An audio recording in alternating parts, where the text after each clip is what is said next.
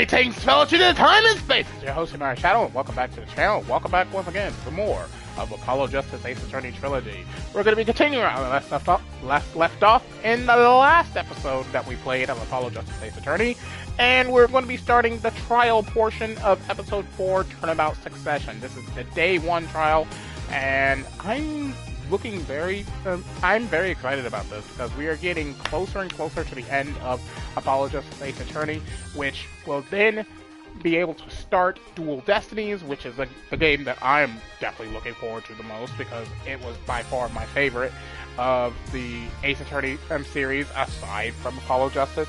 So I do hope everyone's prepared for that. So without further ado, let's get started right away with today's adventure and see what's in store for us. Oh, see!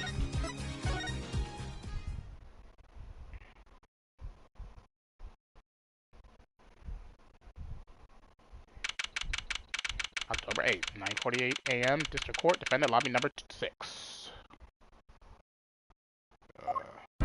Hang on for a minute. I got me a little message here from somebody.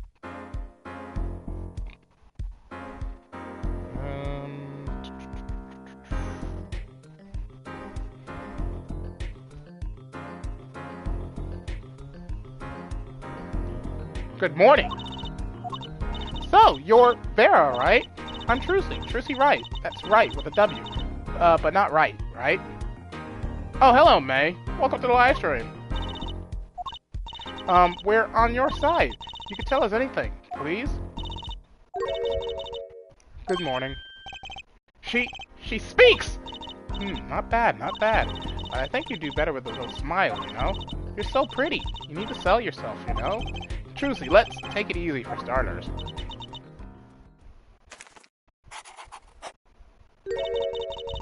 Thank you for taking my case. Okay, well, that's a start, I guess. There she goes with the nail polish again. That's great, really. It's so cultured.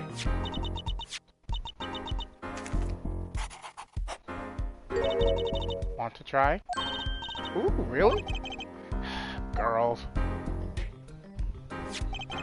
The victim, Drew Measham, was a forger, and a stolen painting was found in his studio.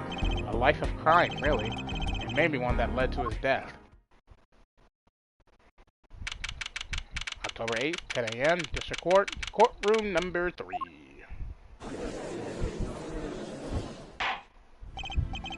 Well, we will now begin the trial of Vera Measham. Is the judge okay? His voice is all raspy, and he's looking around all nervous-like. The repercussions of today's trial will most likely be felt for a long time, and may indeed alter our legal system forever. Today is a test of the juror system, and the first step toward a new order in our courts. Daddy's secret mission! The jurists will function like a jury. It is hoped their inclusion will help the courts to better reflect the people's will. Why aren't there any jurists in the courtroom? 3 closed-circuit cameras watch this courtroom at all times. The jurists have access to everything that transpires. Jurists! Judge well and judge cool. And now see here, Prosecutor Gavin, I was going to say that. My apologies there, Judge.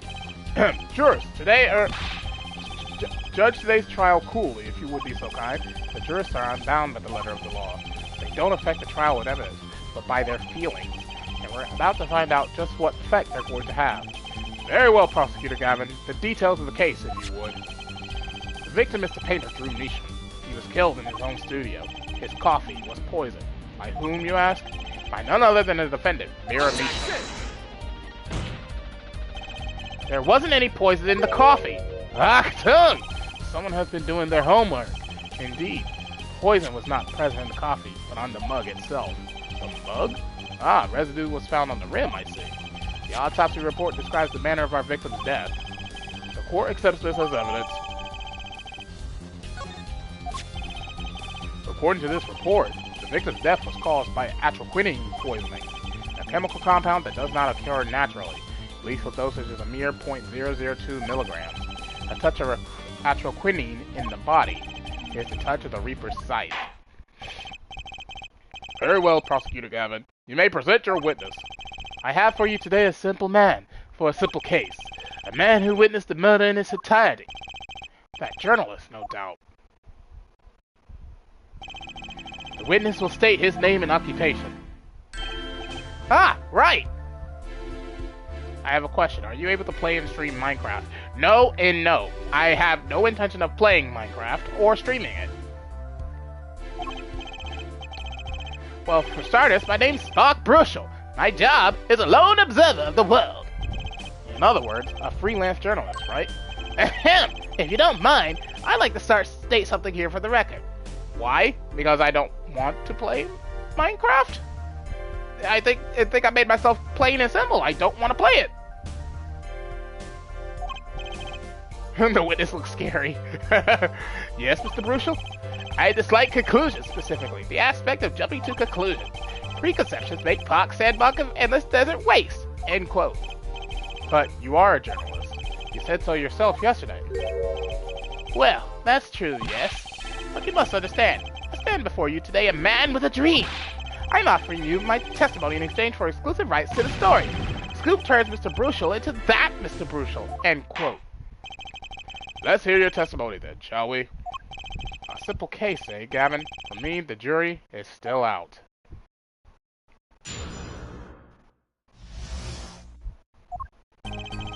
I visited the studio around 9 o'clock that night to do the interview. The first outsider to enter the atelier. Journalistic history made. End quote.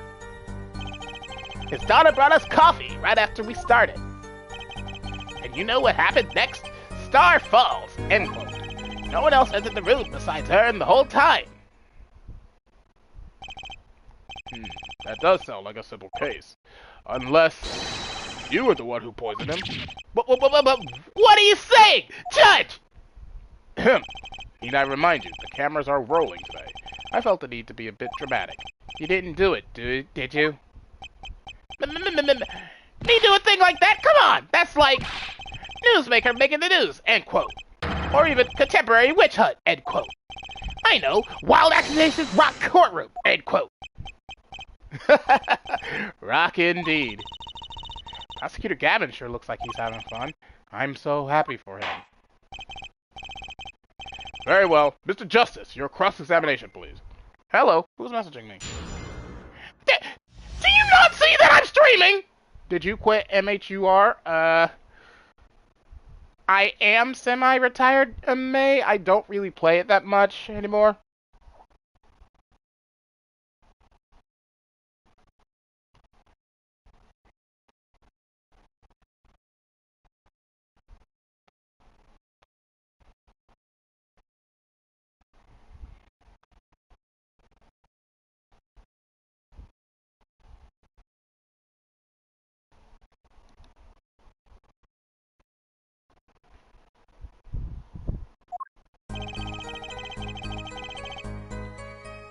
Yeah.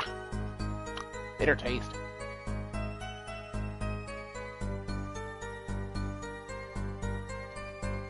I visited the studio around 9 o'clock that night to do the interview. Which one do I think it is? If memory serves me, it's the fourth statement.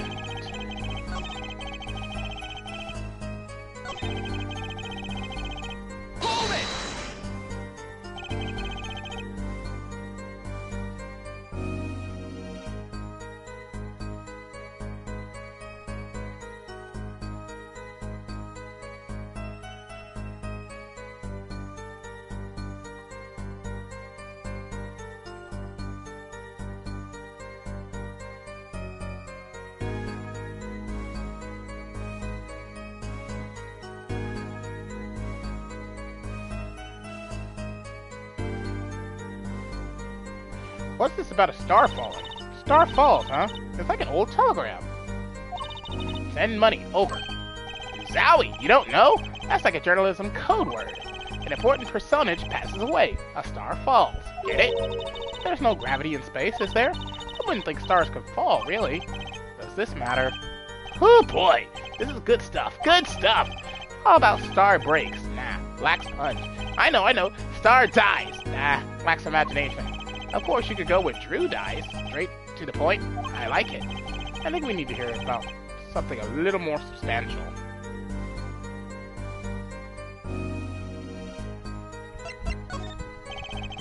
You say Mr. Measham had the coffee too, but did you actually see him drink the coffee?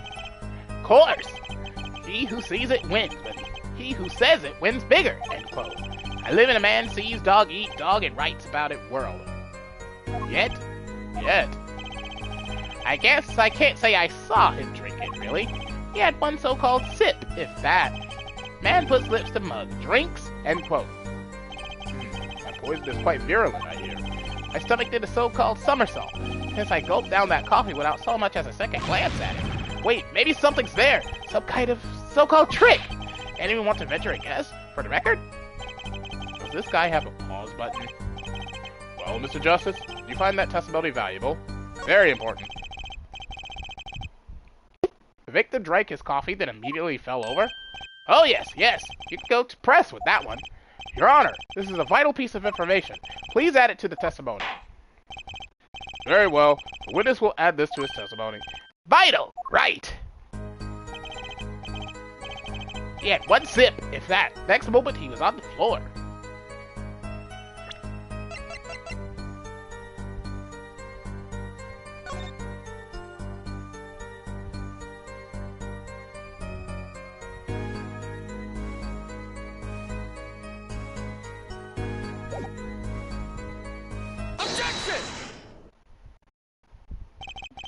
You know what I have a problem with? A particular property of the poison used, atroquinine. Oh, Prosecutor Gavin was quite clear about the poison. A lethal dosage of 0.002 milligrams paralyzes the central nervous system. If you drank that, even you, Mr. Justice, would be reduced to a quivering pile. Why are you using me as an example? Unfortunately, we weren't told everything. There was a vital omission in Prosecutor Gavin's information. An omission? Atroquinine is as virulent as he says, but death doesn't come upon ingestion, not immediately. That's because atroquinine is slow-acting. Slow-acting? What? According to one forensic scientist. It's one of the most virulent poisons, but is absorbed into the body astonishingly slow. It takes at least 15 minutes from the time of ingestion for an adverse effect to show.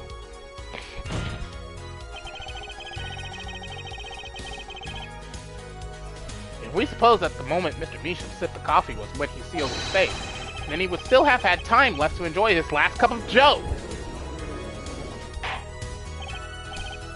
Order! Order! What's the meaning of this? If what the defense says is correct, why, that contradicts the entire testimony we've just heard. Well, Mr. Bruchel, anything to say? On the record? Slow acting. S-L-O-W-A-C-T. It was virulent, alright. Even then, it had already begun digging its claws into the journalist. He's working on his scoop. Objection! It's Bruchel, yeah? Yeah, Bruchel.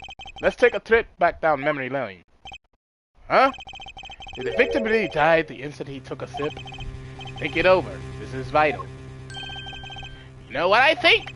I think that was a not-so-subliminal suggestion. End quote. I admit, it does cause a problem if he died when you say he died. I would be forced to say, I'll flee this end to my simple case. You would be forced to say farewell to your articles. Come again? You can't write a story based on conjecture, can you? As the case drags on, other reporters will pick up the scent, and you'll be forced to kiss your exclusive scoop goodbye. Scoop! Scoop! Look, wait, just wait a second. Just 1 second. We're waiting. Out with it. I think I just recalled a so-called important detail. A revival of recollection, end quote. A story survival, end quote. Attorney utterly confused, end quote. Actually, I did notice something when I visited the studio. I heard of poison that takes its sweet time, see? But not what I've been saying for the last few minutes, apparently.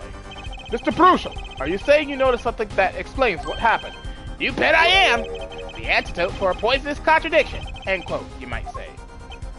Or, I still have no idea what you're talking about, end quote, I might say.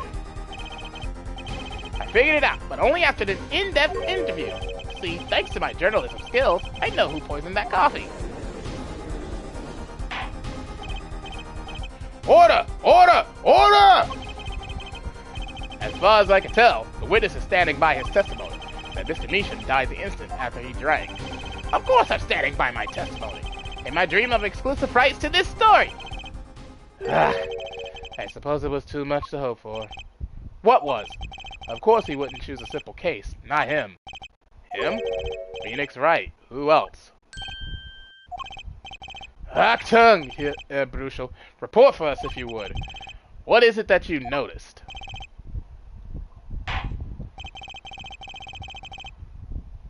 This court is a critical trial of the juris system. I'm afraid no room for doubt is permissible. You will testify to the court about what you noticed.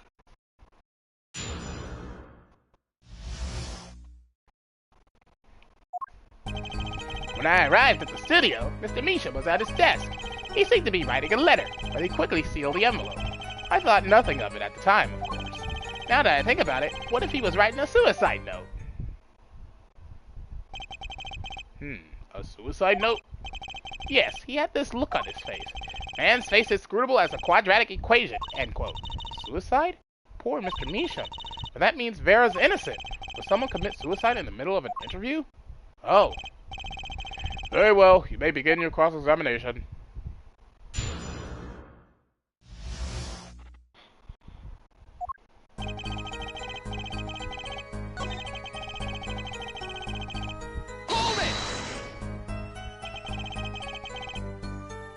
So he put the letter away when he saw you.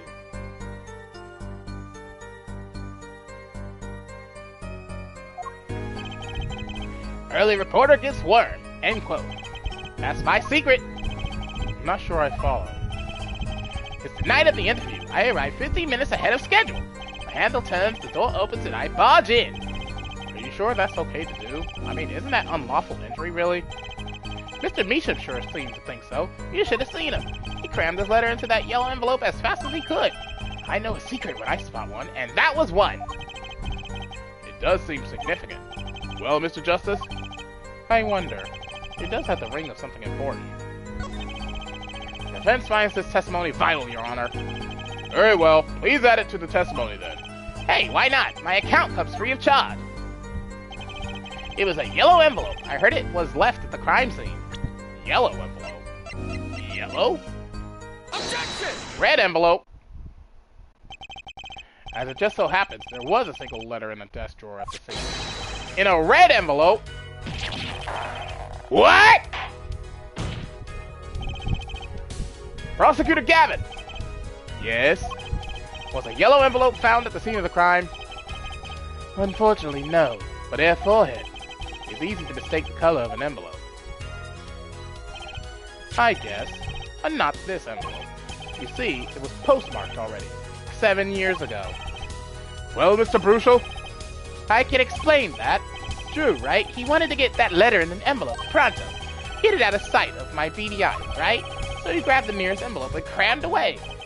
And what about the whole red and yellow envelope contradiction, chump? Well, Mr. Justice, have you anything to say to the witness's claim?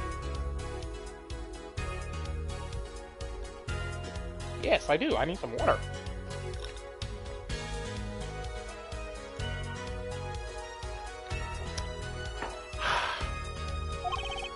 That night, the victim put a letter he had been writing in a red envelope. It's impossible. That's impossible. Ah, I like your expression. So full of confidence. It's simple, really. As it just so happens, the defense team investigated the contents of his envelope with the assistance of a forensic scientist. What? Note that this letter is addressed to Drew Misha. Oh? Why would he address a letter to himself? Let alone send a suicide note to himself. I have been scooped! Order! Order! Order! Mr. Bruchel, can you explain this to the court? Oh my. How could I have forgotten? I suppose this happens to the best of us. Reporter gets old, forgets lots. End quote. I'm still waiting for an explanation, Mr. Bruchel. Well, that's the thing, see? After he put his letter in that envelope, Mr. Misha sat there searching his desk drawer for something. His desk drawer? Yes, a stamp. A so-called postage stamp. End quote. A stamp? Whatever for? Well, to mail his letter. What else? And then, why yes, I think I saw him put it in his letterbox. Yes, it was a yellow envelope, and he put it in that box. Well, apparently this yellow letter has nothing to do... Oh, how I wish it did! Just think if that were a suicide note. What a story! Star writes suicide note in front of a reporter. Files. End quote. As I was saying, that has nothing to do with this case. That said, yes, Your Honor, it makes me wonder about the contents of that red envelope.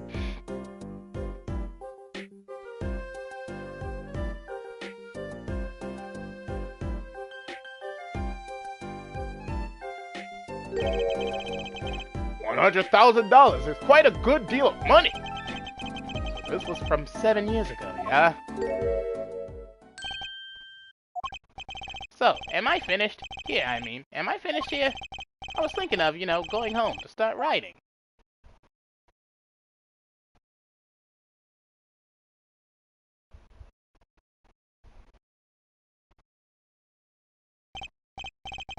I hate to state what should be pretty obvious to anyone, but when you catch the scent of a story, you make that rather unique face. Come on! Attorney has active imagination, little else. End quote. Even I noticed something, and my eyes aren't what they used to be. I'm starting to understand what all this perceiving stuff is about. Judge has active imagination. End quote. Please, continue with your testimony. Tell us about the scent of a story. Hey, I'm the one asking the questions here. Usually.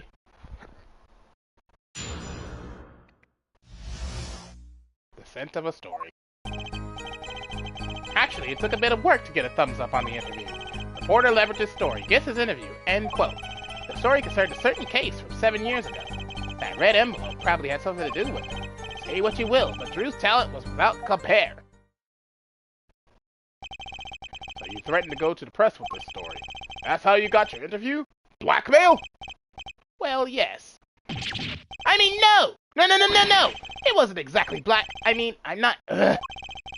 Something wrong, Mr. Brutal? But look! This is my story, my tidbit. Journalist's info is livelihood. End quote. I see.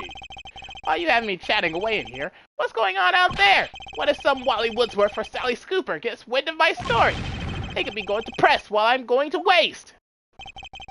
Court feels your pain, Mr. Brutal. Mr. Justice, let's pick up the pace. A certain case, 7 years ago. Wait, 7 years ago?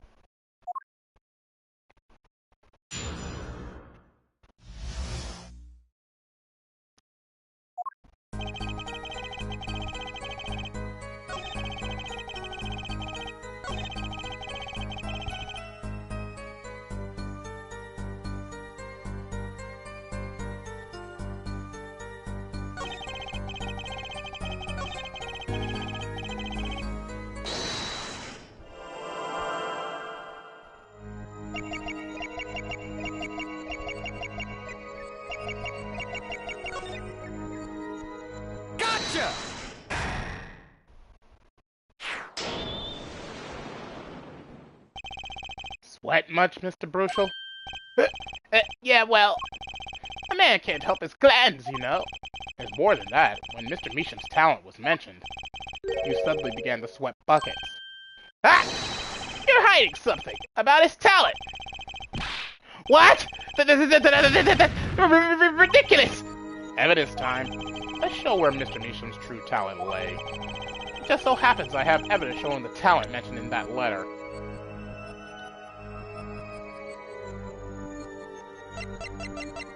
Take that! This painting was found in Mr. Meesham's studio. There are two problems with this painting. The first is it wasn't painted by Mr. Meesham. The second is that there was another painting in the studio, which looked exactly like this one, except it was only half done.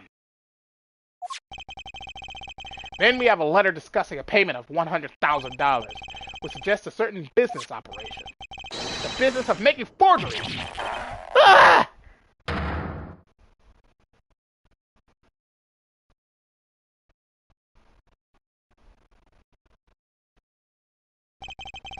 That is all, Your Honor.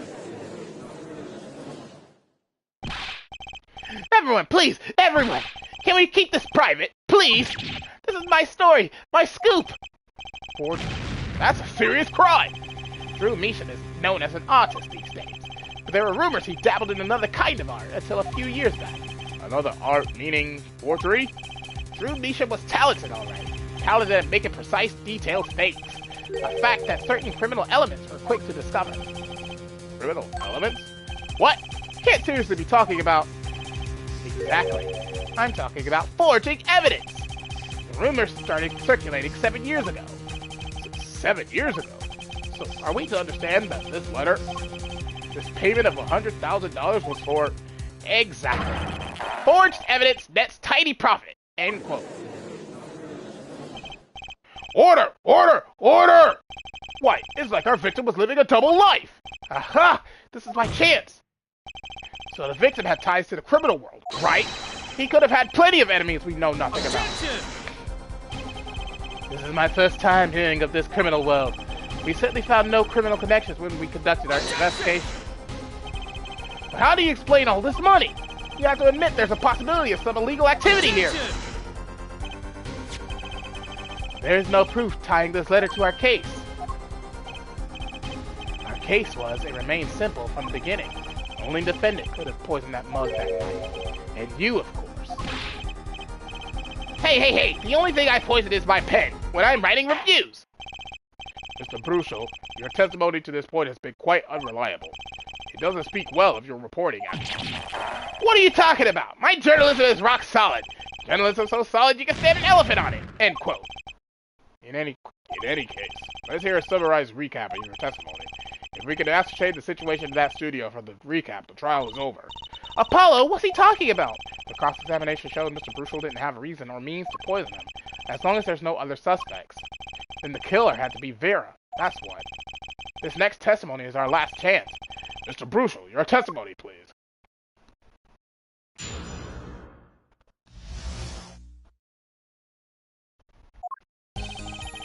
The only other person in the studio that night was the defendant. It was Vera who poured the coffee. She's admitted as much herself. The only thing that touched Drew's lips during the interview was that mug, and nothing left that studio after he died. Nothing. Clearly, the only one who could have poisoned him was his daughter. A nice testimony. Clear, succinct, and without room for doubt. Shucks! You really think so? I believe this clarifies the situation that night. Very well, Mr. Justice. You may begin your final cross-examination. Right. I still have one trump card left to play, and I won't let this trial end until I use it.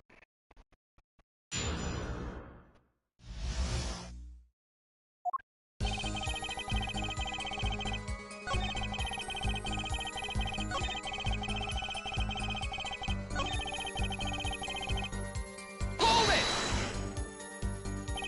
Not one thing? You're sure? Yep, sure can be. Well, with one exception. One exception? What? Journalist Spock Bruchel does interview. Leave studio. End quote.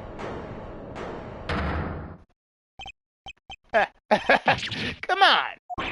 It's a joke. Get it? Not funny, I know, but still. Did something leave the studio that night? Why does that sound familiar? Where have I heard something like that before?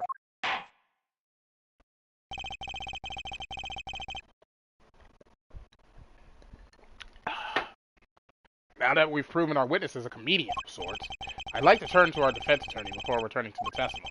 Do you have any idea what, if anything, might have left the studio that night? Just one thing.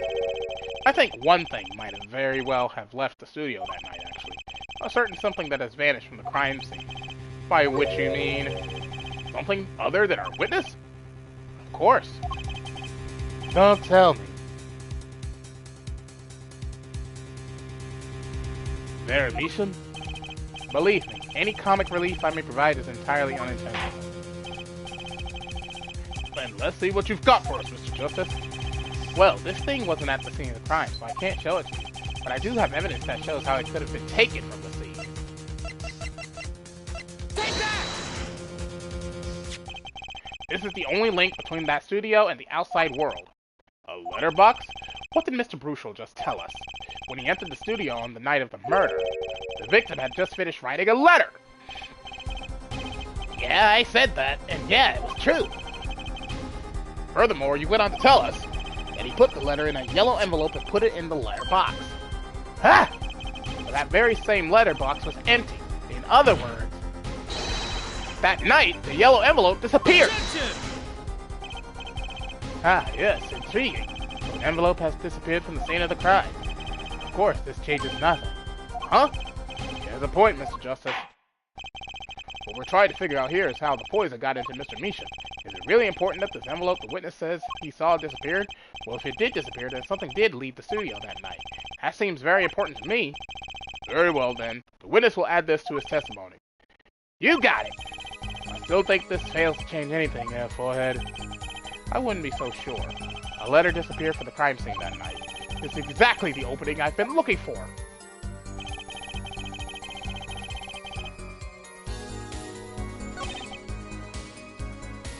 Hold it! You sure about that? Well, to be really precise, I was busy gobbling mint candy the whole time. One of those candies might have been poisoned! Yet at the time of the autopsy, no fresh fragrance of mint filled the room. No mint residue was found. It was a long shot anyway. Don't tell me you're still trying to prove this. You think the victim ate, drank, or otherwise ingested something other than coffee? Well, Mr. Justice, if you have some proof. The possibility is there, I can feel it. Just maybe not prove it. Not yet. The possibility isn't going to cut it now anyway. Mr. Measham ingested that poison via a route other than that coffee. Proof is possible. Here goes nothing.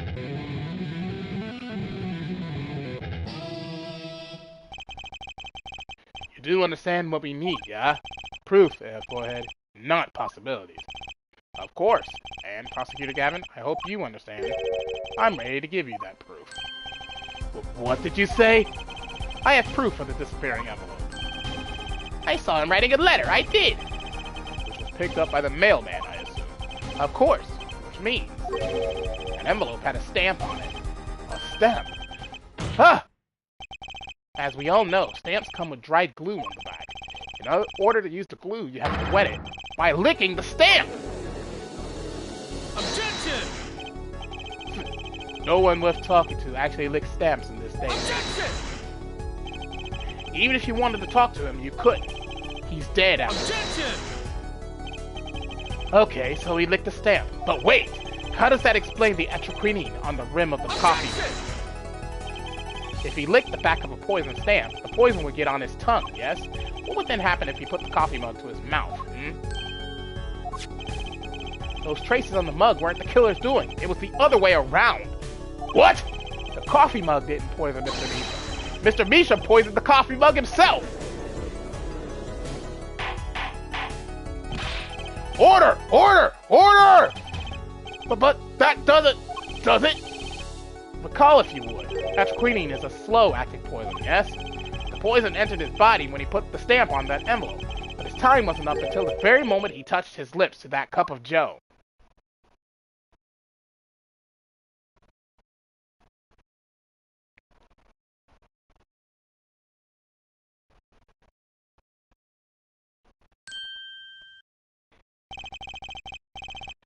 You have something to add, Mr. Bruchel?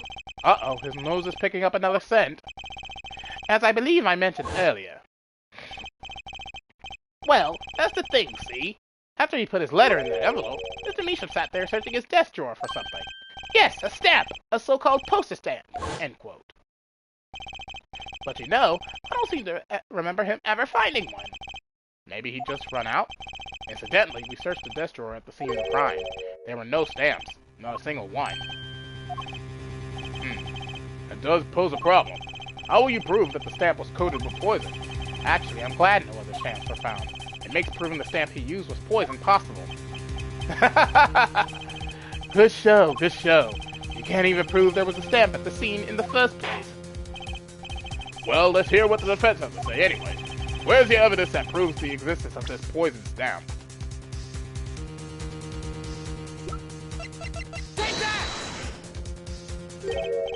Well, that certainly is a cute little frame. And by little, I mean really little. It was on the victim's desk, Your Honor. Quite empty, as you can see for yourself. I noticed that too during my inspection. So what? Apparently you weren't as observant as you should have been. You see, when you saw this frame, it was missing something quite important. Missing something? Yes. a pale bluish stain on the inside of the frame. Atroquinine residue! What? Why wasn't I told about this? The frame is only 2 inches square. The face of the frame is even smaller, maybe an inch wide at most. You aren't saying... Oh, but I am. Tell me, what fits in such a small frame? A commemorative stamp, perhaps? Order! Order! Order! The poison stamp was in this frame? Impossible! Prosecutor Gavin! Why would he put something like that on his desk? Don't tell me he had it there so he could commit suicide at the Moose struck. You know, can I say something? I had a thought, see? What, Mr. Russo? And please stop jittering around like that. The victim was a forger, right? There's a lot of money in that line of work. Forger forges friends, makes enemies too, end quote. So the poison stamp might have been a murder weapon, aimed at him.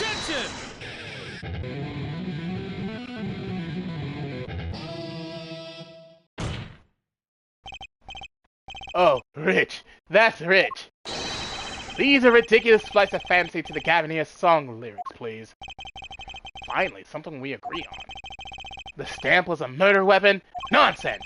Murder is a simple business. Who would go to such lengths? No one. Oh, I disagree. Come again? Recall, if you would, the victim's reclusive lifestyle.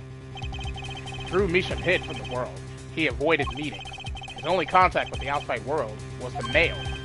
The mail! Now, if you wanted to kill someone you couldn't meet, but you knew read letters, a stamp would be the perfect weapon. Ridiculous! Where's your proof? I want proof. Show us evidence that this poison stamp was sent to him as a murder weapon. I might not have evidence, per se, but things are finally starting to come together. What is it, Apollo? Your fists are trembling. I think I know what happened. I don't believe it, but I can see it. I think I know how Mr. Measham was killed. Well, fill us in, Mr. Justice. A certain piece of evidence points to the truth, Your Honor. I can show you how someone with the intent to kill sent Mr. Measham the stamp of death. Take that! Isn't this the envelope? The one from 7 years ago? Think about the text of the letter again. There were 2 pages in the envelope. This is page 1. And this is page 2. I want to draw your attention to one phrase in particular. Send in the enclosed envelope with the enclosed stamp within 3 days. The enclosed stamp, Your Honor. Huh! In other words, if I have this straight, the stamp, poison, on the stamp, lick lick gasp, end quote. Now, what if he had done exactly as the letter asked? He would sign the document, put it in the envelope, and put it on the stamp, right? Then he would put it in his letterbox. 15 minutes wouldn't have elapsed between affixing the stamp and mailing the letter. But the clock started ticking, and when the time came, he drew his last breath. And the murder weapon would be taken away from the scene. Quite conveniently, thanks to the postal system.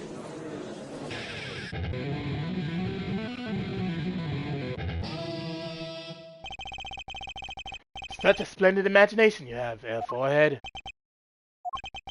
Let me confirm one thing with you, if I might. So, this poison stamp was inside this envelope from 7 years ago. Ah, is that what you'd have us believe? Really? Well, it is a little bit of a stretch, but there's a possibility. Yes, a very small possibility. How small, I wonder? A poison stamp in this envelope. A stamp that then became the murder weapon. How do you intend to prove this seeming coincidence? Well, it was 7 years ago, and we don't even know who sent that letter. And your answer is silence, I see. Very well, I move to... It's not nice to pick up the Fraulein, Clavier. Why are you here? Emma! Well, like my Christoph Gavin impression, I sound like him. Don't quit your day job. Don't you have a crime scene to be looking after, Fraulein detective? Someone had to come dig you all out of the mess you're making of this case. Mess? You know, none of this would happen if you just trusted in science a little more. You can find out if that stamp was in that envelope. Easy.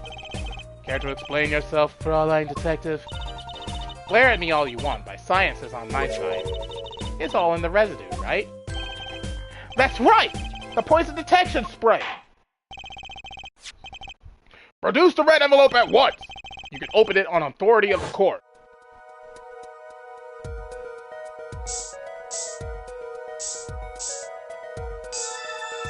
Here it is. What would you look at that? No mistaking it. That's atropine residue. I don't believe it! A murder weapon from the past. Now 7 years later, it bears its fangs at last. Absolutely outrageous. Tell me why. Why didn't this murder take place 7 years ago? Well, there's one possibility. Maybe Mr. Misha figured it out. Figured out what? He realized that the person who sent that letter wanted him dead. So he sent his reply with a different stamp. He put his decisive evidence in a frame.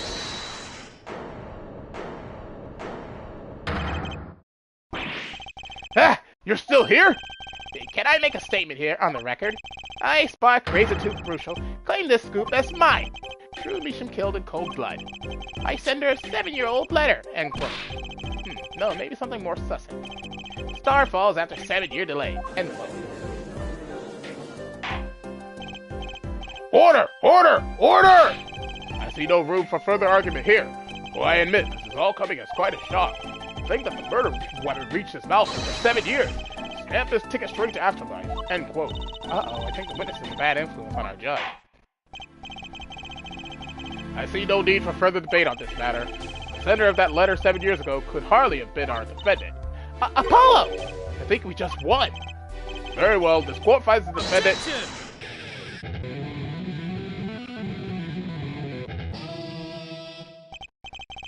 Is this the bright future of our legal system? Prosecutor Gavin? A ticket to the afterlife from 7 years ago? Tickets for Gavin's shows are invalid after 2 weeks. But it doesn't make sense any other way. It boggles my mind that so many people haven't noticed this. There's a fatal contradiction in Air Forehead's claim! A contradiction! The poison stamp was placed in this envelope 7 years ago, whereupon it was framed until now. If that's the case, then why would Drew Mishan have done what he did?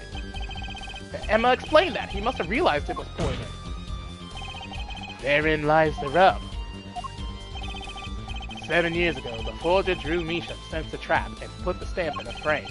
I do not debate this, but this begs the question. Why, 7 years later, did he use that stamp on the night of the murder? Ah! Surely you don't mean to suggest that Mr. Mishan simply forgot. He put the murder weapon in a frame on his desk for 7 years and forgot? You expect us to believe he sprang the trap on himself?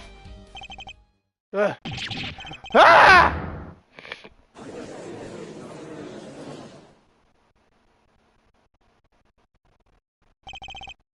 Well, I admit, this is all quite shocking myself.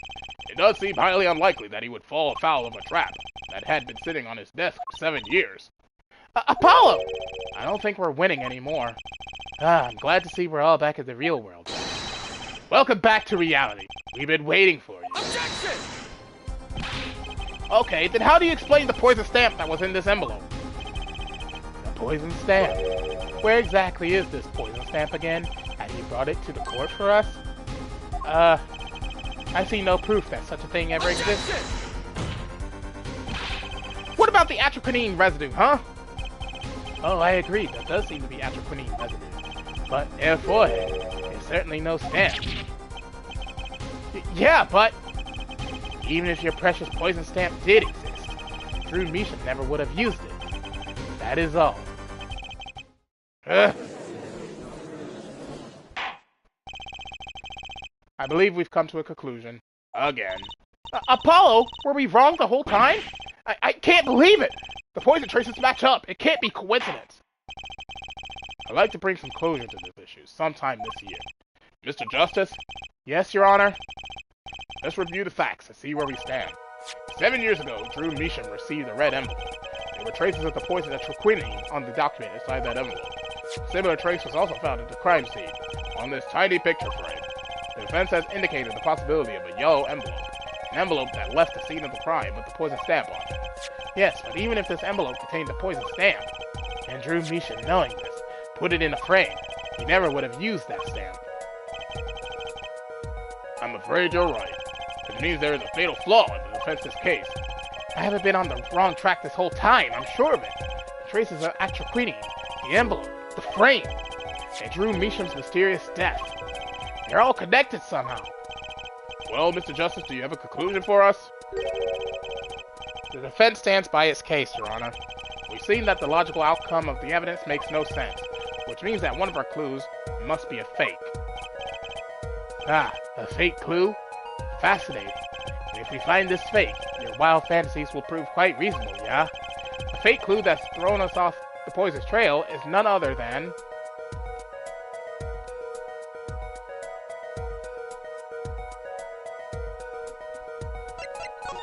Well, it's easy, Drew Meacham. The victim was a fake clue? I'm afraid I don't understand. I'll explain. We have an envelope, a frame, and a mug linked by poison. It all makes sense. What doesn't make sense is the victim himself. Congratulations, you've completely lost me. So the fake evidence is none other than the master of fake himself, the forger. It makes a good story, I'll give you that. The fake clue. Fakes. Forgeries. Ha! I know that face. That's the I just had an idea face. I don't know if I'm right, but I'm going with it anyway. What if our forger is the fake? Come again? 7 years ago, our forger sniffed a trap and stepped aside. 7 years passed. Now the forger stumbles into that very same trap and dies. Why? That's what I want to know. Because the forger who was killed was a fake. Here we are again. The victim was a fake. One forger smelled the trap, one forger fell into the trap. That's two forgers, and one of them was a fake! What the hell? Music!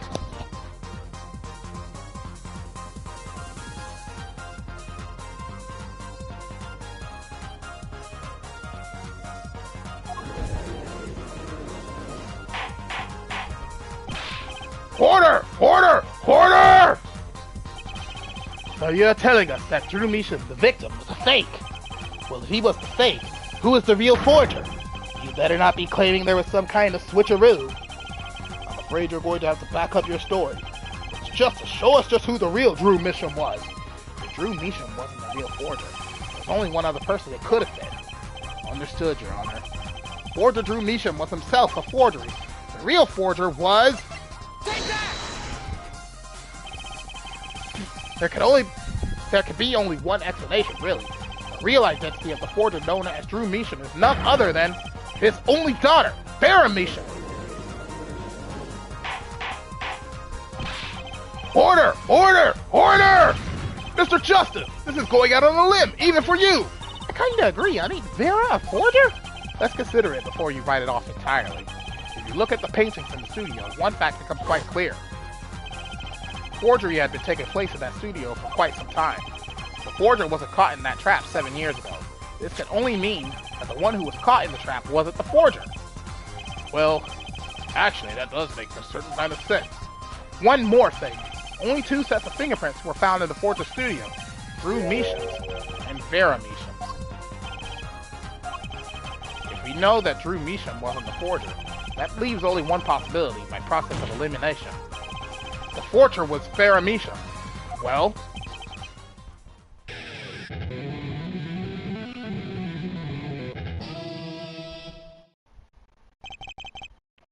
fascinating.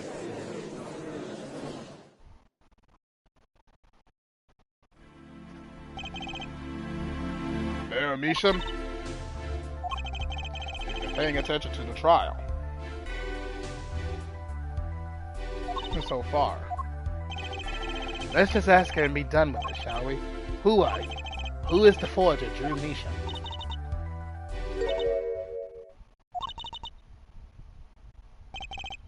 Was that an expression of emotion I saw on her face? She's staring holes into Prosecutor Gavin's face. I'm used to being stared at by Frauleins, believe me. Though they usually talk to me, too. Tell us, were you the one who forged those works of art?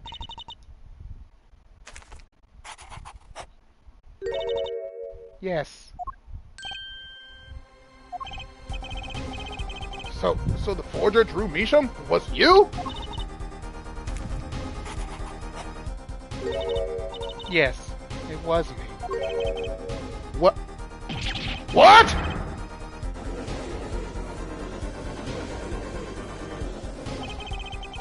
The court was in an uproar, but it wasn't coming down. We had to break for a 10-minute recess.